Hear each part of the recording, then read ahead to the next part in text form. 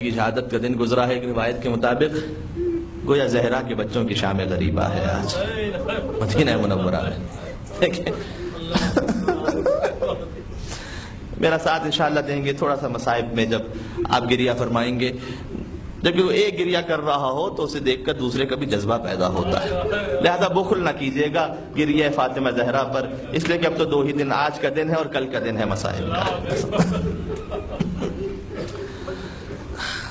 ایک جملے سے جاؤں گا بی بی کے مصائب پر، اس جملے تک جہاں مجھے جانا ہے کہ بحرین سے ایک مومن آیا مولا رضا علیہ السلام کی زیارت پر. ایک مومن تھا، یہ سچا واقعہ ہے. مولا رضا علیہ السلام کے حرم میں پہنچا تو اس کا پیر وہ زخمی تھا یا وہ مریض تھا، تو پیر اپنا سمیٹ نہیں سکتا تھا، پیر پھیلا کے بیٹھا ہوا تھا زری کے سامنے، لیکن اس کی مجبوری تھی. مولا رضا کے حرم کا ایک خادم آیا، اس سے کہا کہ پیر سمیٹ زری کے سامنے. اپنی عربی میں کوئی سمجھانا چاہ، نہیں سمجھا سکا.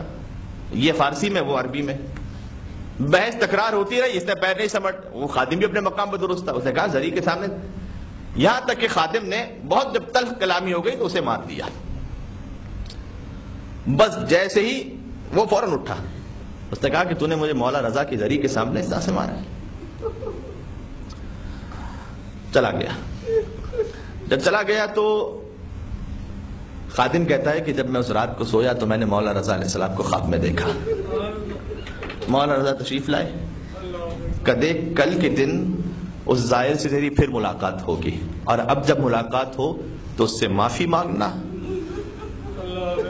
اور اس سے کہنا کہ مولا رضا نے میرے خواب میں آ کر کہا ہے کہ میں تجھ سے معافی مانگوں اور کہوں کہ تیرا قصور نہیں تھا، اس لیے کہ تو مریض تھا، تو پیر نہیں سمیٹ سکتا تھا. اس سے جا کے معافی، اس لیے کہ وہ میرا زائر تھا، وہ چونکہ میرا زائر تھا اس سے معافی مانگنا. وہ مولا رضا کا جو حرم کا ظاہر خادم تھا وہ بھی نیک متقی پرہیزگار تھا، صاف دل کا تھا. اگلے دن وہ نظر آیا، فوراً اس کے پاس پہنچا، کہتے مجھے معاف کر دینا. کہتے نہیں، میں نے بھی وہ اس موقع کا جو بس معاف کیا میں نے، تو بھی مولا رضا کے حرم کا خادم ہے، میں مولا رضا کے حرم کا زائر ہوں. لیکن وہ بہت زور سے رونے لگا. کب تو رو کیوں رہا ہے؟ کہتا میں سوچ رہا ہوں کہ مولا رضا اپنے ایک زائر کے منہ پہ تماچا برداشت نہ کر سکے. اب اگلا جملہ اپنی ماں فاطمہ زہرا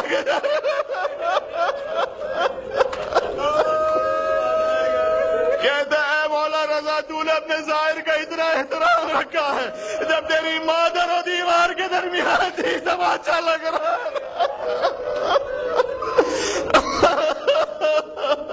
آج زہرا کے بچوں کی شام غریبہ. آج وہ پہلا دن ہے جو حسن اور حسین نے اپنی ماں کے بغیر گزارا ہے. آج پہلا دن ہے جو 5 برس کی زینب نے اپنی ماں کے بغیر گزارا. کل تک مصائب یہاں پڑ چکا تھا، اتنے پڑ چکا تھا مصائب کہ زہرا کا جنازہ تیار تھا اور حسین نے کہا تھا کہ ماں جب تک تو مجھے خود نہ بلائی کہ میں آگے نہیں بڑھوں. اچھا سادات کے لیے ایک جملہ کہہ دوں، یہ کتاب سے پڑھ کے بھی آ رہا ہوں، آیت اللہ وحید خراسانی مجلس میں بھی پڑھا تھا. جب بی بی کا بالکل آخری وقت تھا نا، غور کرنا، میں سمجھتا ہوں شاید سادات کے لیے سب سے بڑا مصائب کا جملہ ہو. جب بی بی کا بالکل آخری وقت تھا، وصیتیں کی تھی. کیا وصیتیں فرمائی؟ میرا جنازہ رات کی تاریکی میں اٹھانا، مجھے رات میں دفن کرنا. آخر میں جملہ کہا، کیا جملہ کہا کہ یا ابو الحسن، قیامت تک آنے والی میری اولادوں کو میرا سلام کہنا کہ تمہاری ماں فاطمہ زہرا نے تجھے سلام کہا ہے. جتنے سادات جو نسل فاطمہ زہرا میں سے ہیں، آج وحید خراسانی نے کہا جب بی بی کی شہادت کا دن آئے، شب شہادت ہو یا فاطمہ کے فرش عزا پر ہو، اس بی بی سے کہنا کہ ہم آپ کی نسل سے، آپ نے ہمیں سلام کہا تھا، ہم آپ پر ماتم کر کے اور گریہ کر کے سلام کا جواب دینے آئے ہیں، اور کہنا وعلیکم السلام یا بنت رسول اللہ، السلام علیکم یا بنت رسول اللہ. ہم جواب سلام دینے کے لیے آئے. فاطمہ کو اپنے بچوں کا اتنا احترام تھا، قیامت تک آنے والے بچوں کا احترام تھا کہ میرے بچوں کو میرا سلام کہنا. یہ کہہ کے بی بی کی آواز تھمنا شروع ہوئی کہ اے علی میرے پاس یاسین کی تلاوت فرمائیے گا. میں وقت آخر آپ کی زبان سے سورہ یاسین سننا چاہتی ہوں. یاسین مولا تلاوت فرماتے رہے، آواز تھمتی رہی، بی بی کی آواز بند ہو گئی. فاطمہ دنیا سے رخصت ہو گئی. علی نے رات کی تاریکی میں غسل و کفن کا اہتمام کیا، اور جب غسل و کفن کا اہتمام ہو چکا تو اب جنازہ تیار ہوا۔ دیکھیں کتنا غریب ہے میرا مولا۔ امام حسن سے کہا ادعو لی ابا ذر، ایسا ابو ذر اپنے گھر میں تھے نا، رات کی تاریخ کہ ذرا ابو ذر کو تو بلانا بیٹا۔ مولا حسن مصطفیٰ جاتے، رات کی تاریکی تھی، ابو ذر کے گھر پہ دق الباب کیا، بالکل آہستہ، کسی کو خبر نہ ہونے پائے۔ رات کی تاریکی میں پوشیدہ طریقے سے جنازہ دفن کرنا نا۔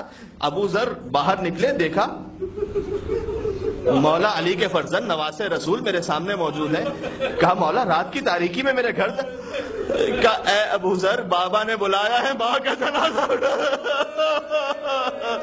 ہائے غربت فاطمہ زہرا، ہائے مظلومیت علی، کسی غریب کا جنازہ بھی ہو، کچھ لوگ کندھا دینے والے تو مل جاتے، یہ رسول کی بیٹی کا جنازہ تھا۔ کبھی سلمان کو بلایا، کبھی ابو ذر کو بلایا، کالی تنہا ہے علی کی مدد۔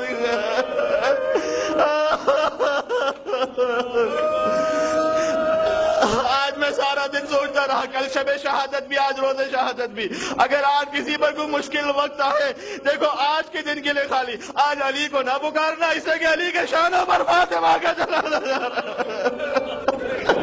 آج علی تنہا بھی ہے، غریب بھی ہے۔ فاطمہ کا جنازہ چلا، آخری جملے بس پڑھ رہا ہوں، میں نے عرض کیا تھا بس، بی بی کا جنازہ چلا، کہاں پر دفن کیا یہ تو مولا جانے یا میرا امام زمانہ جانے۔ جنت البقیع میں دفن کیا یا خود روضہ رسول میں ساتھ حجرے میں دفن کیا، نہیں معلوم، وہ جب مولا تشریف لائیں گے جب ظاہر ہوگا، لیکن اتنا ضرور ہے کہ جنت البقیع تک، وہاں تک لے کر گئے تھے جنازہ، تاکہ یہ احساس ہونے پائے کہ پتہ نہیں کہ کہاں دفن کیا۔